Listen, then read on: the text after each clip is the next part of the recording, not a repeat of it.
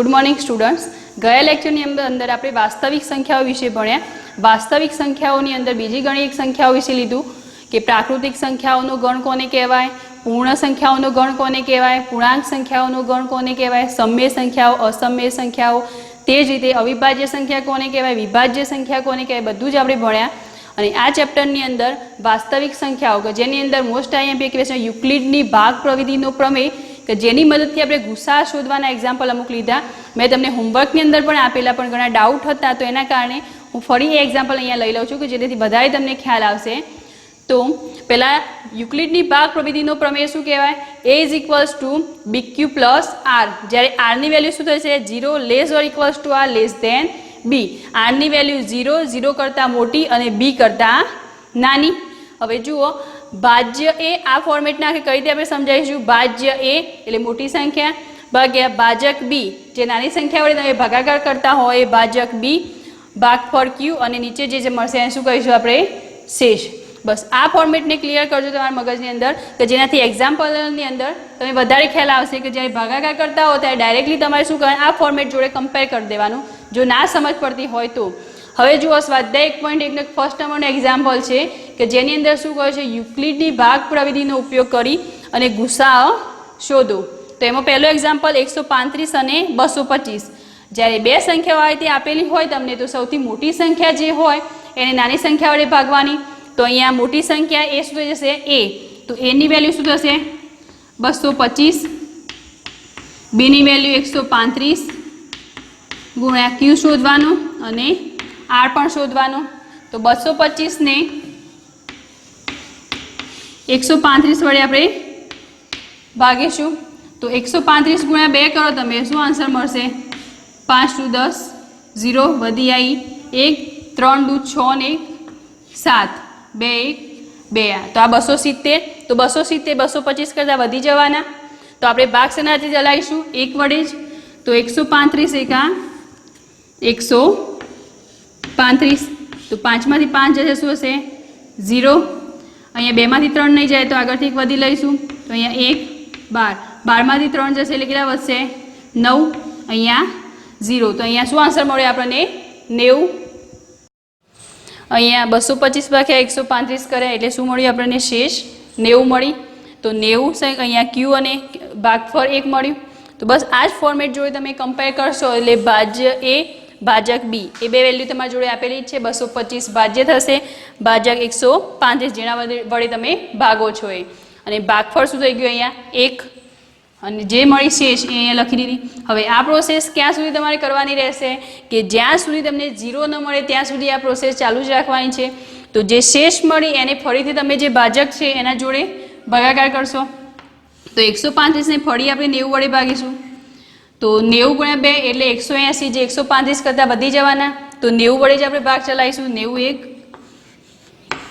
90 5 અહીંયાથી શેષ 0 13 વધી લઈશું। 13 માંથી 9 જશે એટલે વધશે 4। બસ આટલું જ ફોર્મેટ, જે 135 ને 90 વડે ભાગ્યા એટલું જ ફોર્મેટ તમે આના જોડે કમ્પેર કરો। તો ભાજ્ય શું થઈ ગયા? A ભાજક 90। તો 135 બરાબર 90 ગુણ્યા ભાગફળ Q, Q ની વેલ્યુ શું મળી અહીંયા તમને? 1 અને શેષ શું મળી? 45।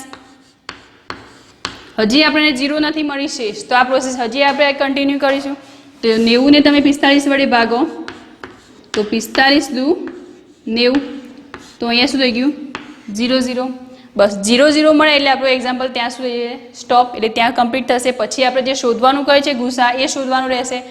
તો 45 એ સુધી છે B ની વેલ્યુ, તો A ની વેલ્યુ શું થઈ જાય? 90, 45 ગુણ્યા 2 વત્તા શેષ શું મળી અહીંયા? 0 0। હવે જ્યારે શેષ 0 0 મળે ત્યારે એ બંને સંખ્યાઓમાં ઉપરની જે પહેલાં જો અહીંયા 0 0 મળે તો એ પહેલાંની શેષ શું વધી હતી? 45। તો એ 45 એ શું થઈ જશે? આ બે સંખ્યાઓ જે તમને આપેલી છે 135 અને 225 એનો ગુસા। તો 135 ને 225 નો ગુસા શું છે? 45। દરેક એક્ઝામ્પલની અંદર જ્યારે લાસ્ટમાં તમને શેષ 0 મળતી હોય તો એ પહેલાંની શેષ એ તમારા માટે શું થઈ જશે? ગુસા, એ બે સંખ્યા વચ્ચેનો ગુસા। તો અહીંયા 45 એ તમારો આન્સર થશે. ક્લિયર? સિમિલરલી આપણે સેકન્ડ નંબરનું એક્ઝામ્પલ જોઈશું. 196 અને 38,220 આ બે સંખ્યાઓનો ગુસા ભાગ લૂપની પ્રવિધિ પરથી એનો ગુસા શોધવાનો થશે. જેમ પહેલા એક્ઝામ્પલની અંદર કર્યું એ જ રીતે કે મોટી સંખ્યા વડે નાની સંખ્યાને ભાગવાની. તો પહેલા યુક્લિડના ભાગ પ્રવિધિનો પ્રમેય શું છે? A = BQ + R. તો એની બીની વેલ્યુ તમને દાખલાની અંદર આપેલી છે. જે સંખ્યા તમે મોટી લેશો 38,220 એ શું થઈ ગયું? એ બીની વેલ્યુ 196. તો શોધવાનું શું રહ્યું આપણે? Q ભાગફળ અને શેષ. તો 38,220 ને 196 વડે તમે ભાગશો તો 196 પહેલા 3 લઈ લો સંખ્યાઓ આંકડાઓ 382. તો 196 × 2 કરી દો. 9 દુ 18 ને 1999 વધી આવી 1. તો આ શું થઈ ગયું? 392. તો એ 382 કરતાં વધી જવાના. તો આપણે 1 વડે જ ભાગ ચલાવીશું. 196 એકા 196. તો અહીંયા જોઈ લો, અહીંયા 7 આ 12 માંથી 6 જશે એટલે 6. અહીંયાથી લઈ લઈશું 2 17માંથી 9 જશે એટલે 8 રહેશે અને 2માંથી 1 જશે એટલે 1. 186 ભાગવાના કેટલા? 196 વડે. તો ઉપરથી 2 આપણે ફરીથી નીચે ઉતારીશું. 1862. હવે 196 × 10 કરશો એટલે 1960. જે 1862 ની નજીકની કિંમત થવાની પણ એ શું થઈ જશે? એમ વધી જવાની. તો એનાથી નાની સંખ્યા તો 196 નું 9 વડે ગુણાકાર કરીએ તો 9 × 6 = 54 વધી આવી 5. 9 × 9 = 81 5 સોરી 86. તો 9 × 1 = 9 ને 8 17 થઈ ગયા 1764. તો 9 વડે ભાગ કર્યો 196 × 9 1764 જે 1862 કરતાં નાની કિંમત થઈ જવાની.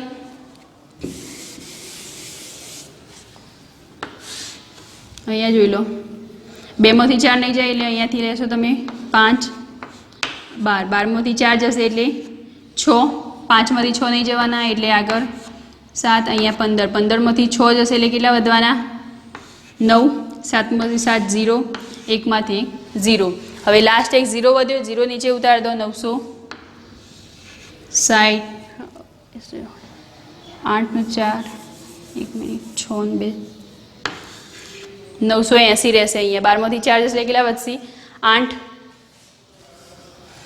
હવે અહીંયા જો 980 આવ્યો 196 નો ભાગ ચલાવો તમે 980 આવે ત્યાં સુધી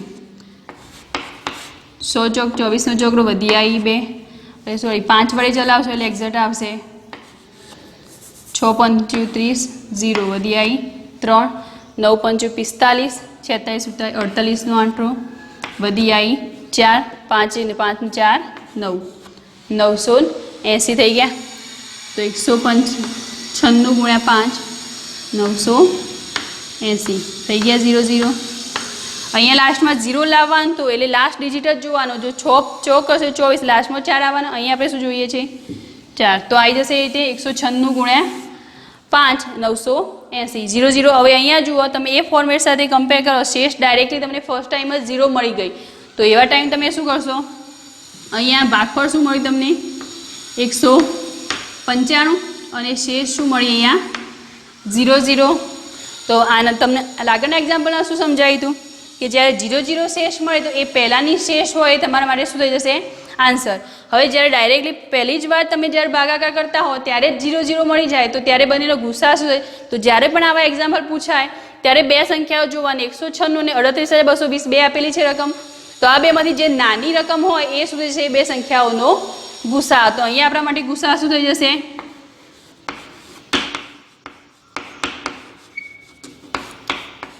196 38,220 આ બંનેનો ગુસા શું થઈ જશે?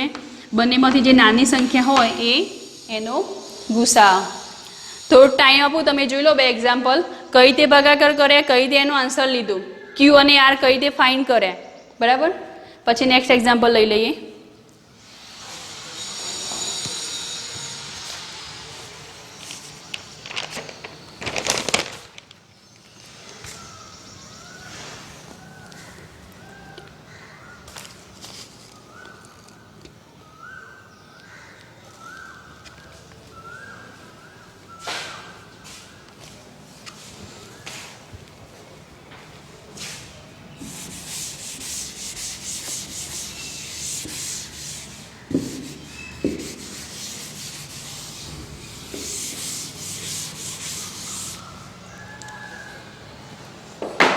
એક્ઝામ્પલ નંબર 3 જુઓ, શું આપેલું છે? 867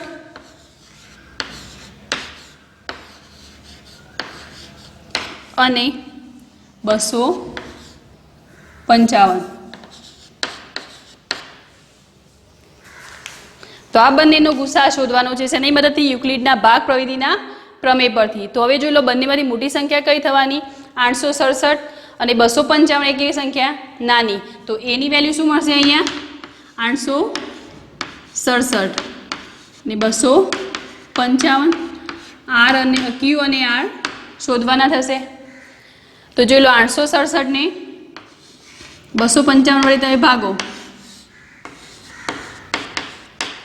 તો 255 ગુણ્યા 2 કરો તમે, શું આવશે જવાબ?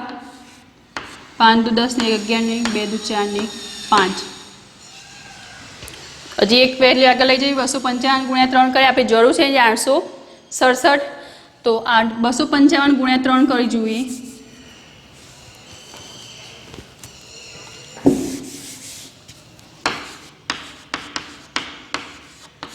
5 તાઈ 15 નો 5 વધી આવી 1, 5 તાઈ 15 1 16, 16 નો છગડો વધી આવી 1, 3 દુ 6 ને 7, 765 થઈ ગયા. હવે એક સ્ટેપ આગળ 255 ગુણ્યા 4 કરીએ આપણે. ચોક 20 ની શું વધી આવી 2, પોચક 20 ને 2 22 નો બગડો વધી આવી 2, 4 દુ 8 9 10, 1020.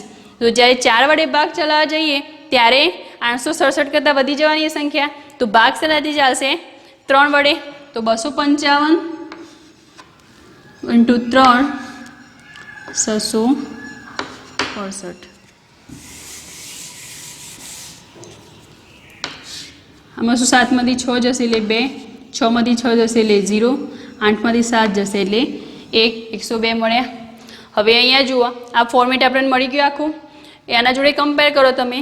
ભાજ્ય એ, ભાજક બી, ભાગફળ ક્યુ અને શેષ આર જોડે કમ્પેર કરશો તો શું મળશે? 867 બરાબર 255 ગુણ્યા ભાગફળ શું મળ્યું તમને અહીંયા? 3 પ્લસ શેષ શું મળી? 102.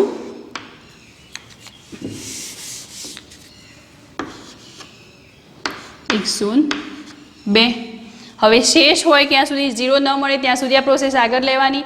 તો 255 ફરી 102 વડે તમે ભાગાકાર કરશો તો 102 ગુણ્યા 2 કરો તમે, 2 દુ 4, 0 1 દુ તો 204 મળ્યા. હવે 255 નજીકની કિંમત લેવાની અથવા તો 255, 3 દુ 6, 0 3, 306. જો 3 વડે ભાગ ચલાવીશું તો વધી જવાની 255 કરતાં એ સંખ્યા, અને જો 2 વડે ચલાવીશું તો ઓછી. તો 202 ગુણ્યા 2 204, 5 માંથી 4 જશે એટલે 1, 5 અને 0.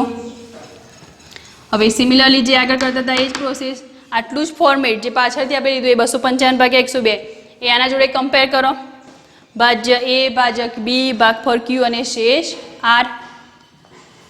તો અહીંયા એ શું થઈ જશે આપણા માટે? 255.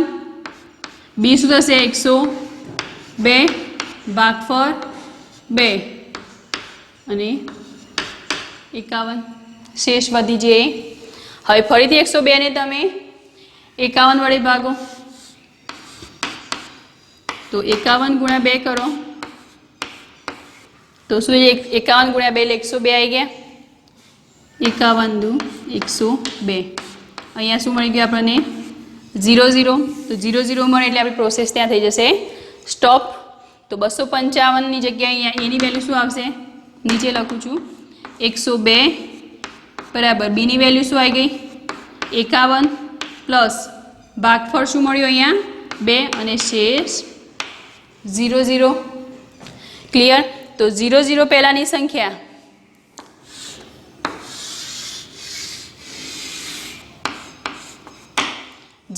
પહેલાની સંખ્યા કઈ હતી? પહેલાની શેષ કઈ વધી હતી? 51. તો 51 એ આપણા માટે શું થઈ જશે આન્સર? તો ગુસાઅ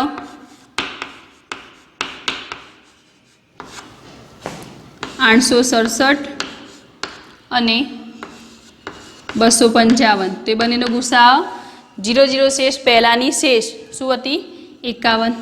તો આ બંનેનો ગુસાઅ શું આવી ગયો 51. ક્લિયર. હવે નેક્સ્ટ એક એક્ઝામ્પલ છે સ્વાધ્યાયનો એક્ઝામ્પલ નંબર 3 કે જેની અંદર તમને શું કહેલું છે, એક લશ્કરનું 616 સભ્યોનું જૂથ લશ્કરના બેન્ડના 32 સભ્યોની પાછળ કૂચ કરી રહ્યું છે. બંને જૂથ સમાન સંખ્યાના સ્તંભમાં કૂચ કરી રહ્યા છે. તે જે સ્તંભમાં કૂચ કરી રહ્યા છે તેવા કોઈપણ સ્તંભમાં મહત્તમ કેટલા સભ્યો હશે. તો હવે આ સમજીશું કે એ શું કહેવા માગે છે. તો બે ગ્રુપ આપેલા છે તમને. આ એક્ઝામ્પલ ક્લિયર થયો હશે. બસ આ જ રીતે આપણે બોર્ડ લખવાનું છે એક્ઝામ્પલ.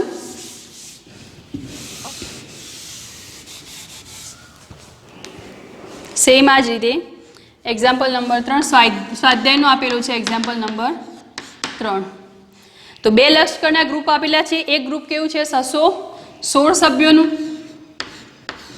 બીજું ગ્રુપ કેટલા છે 32 સભ્યોનું.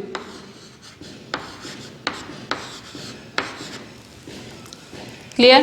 હવે જેમ આ બે સંખ્યાઓ આપેલી હતી એ જ રીતે ગુસા શોધવા. જ્યારે કોઈ પણ એક્ઝામ્પલની અંદર મહત્તમ અહીંયા શું કહ્યું છે મહત્તમ કેટલા સભ્યો, તો મહત્તમ અથવા તો વધુમાં વધુ એવો કોઈ પણ શબ્દ યુઝ કરેલો હોય ત્યારે શું શોધવાનું થશે આપણે ગુસાઅ.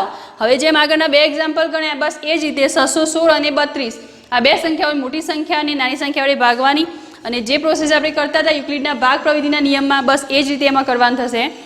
તો 616 અને 32 હવે એમાં શોધવાના સભ્યો મહત્તમ કેટલા ઊભા રહી શકે લાઇનની અંદર. તો 616 એ આપણા માટે શું થઈ જશે એ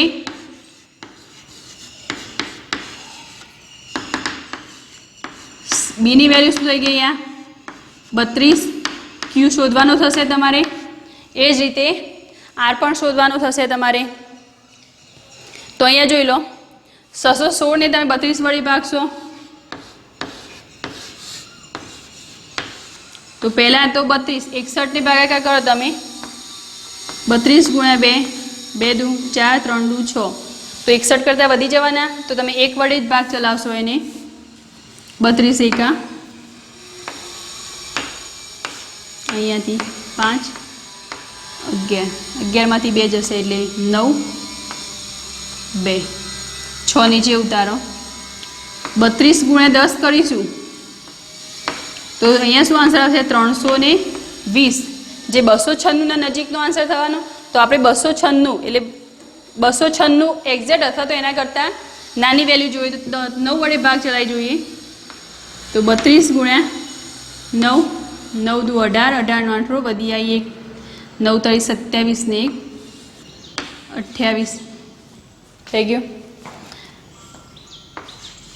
તો 9 288. હવે અહીંયા જોઈ લો 8 16 16 માંથી 8 જશે એટલે 8 8 માંથી 8 0 0. બસ આ આખું ફોર્મેટ હવે તમે જે રીતે કરીએ છીએ ભાજક એ ભાજ્ય એ ભાજક બી ભાગ પર ક્યુ અને શેષ એના જોડે કમ્પેર કરો. બધા જ એક્ઝામ્પલ છે સેમ જ છે. તો ક્યુની વેલ્યુ અહીંયા શું મળી તમને 19. આરની વેલ્યુ શું મળી તમને 0 8. હવે 32 ને 8 વડે ભાગો તમે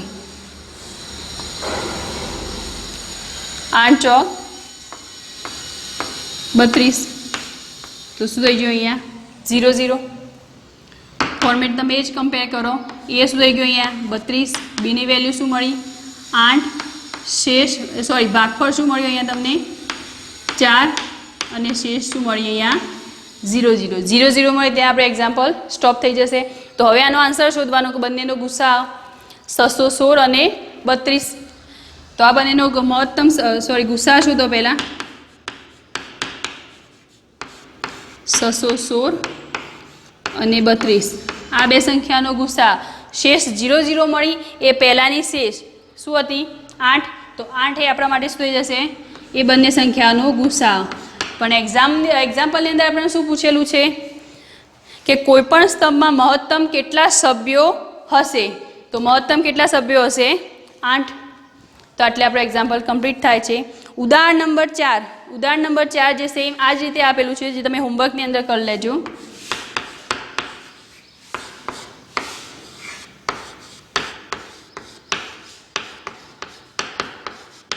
બસ સેમ આ જ રીતે આપેલું છે, આ જ રીતે ગુસાતમાં શોધવાનું થશે. બરાબર, જોઈ લો 1 મિનિટ એક્ઝામ્પલ. બસ બધા જ એક્ઝામ્પલ સેમ એક જ મેથડથી કરવાના છે. બરાબર.